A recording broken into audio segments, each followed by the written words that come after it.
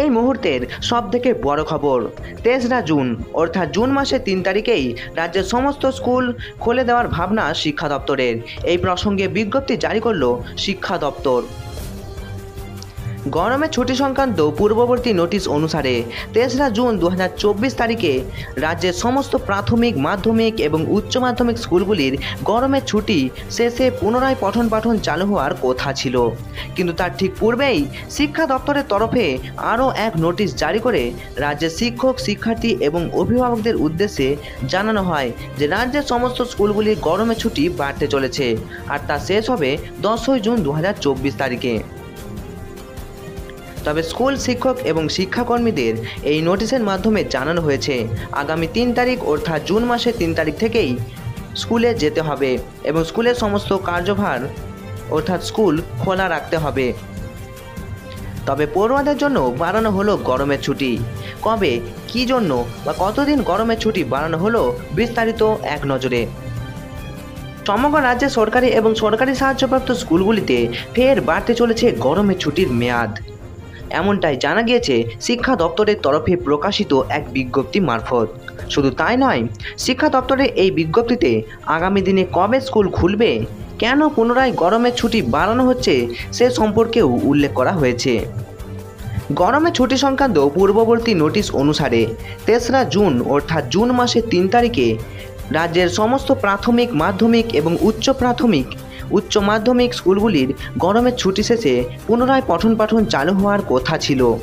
কিন্তু তার ঠিক পূর্বেই শিক্ষা দপ্তরের তরফে আরও এক নোটিশ জারি করে রাজ্যের শিক্ষক, শিক্ষার্থী এবং অভিভাবকদের উদ্দেশ্যে জানানো হয় যে রাজ্যের সমস্ত স্কুলগুলিতে গরমের ছুটি বাড়তে চলেছে, আর তা শেষ হবে 10ই জুন 2024 তারিখে। অর্থাৎ আগামী 10ই জুন 2024 তারিখে সমগ্র পশ্চিমবঙ্গের সমস্ত সরকারি সাহায্যপ্রাপ্ত প্রাথমিক, মাধ্যমিক এবং উচ্চ মাধ্যমিক স্কুলগুলিতে পুনরায় পঠন পাঠন চালু হতে চলেছে। তবে ছাত্রছাত্রীদের জন্য গরমের ছুটি বৃদ্ধি পেলেও শিক্ষক ও অশিক্ষক কর্মীদের জন্য কিন্তু গরমের ছুটি বৃদ্ধি পায়নি। তাদের 3রা জুন থেকেই স্কুলে যাওয়ার নির্দেশ দেওয়া হয়েছে। কেন বাড়ানো হলো গরমের ছুটি?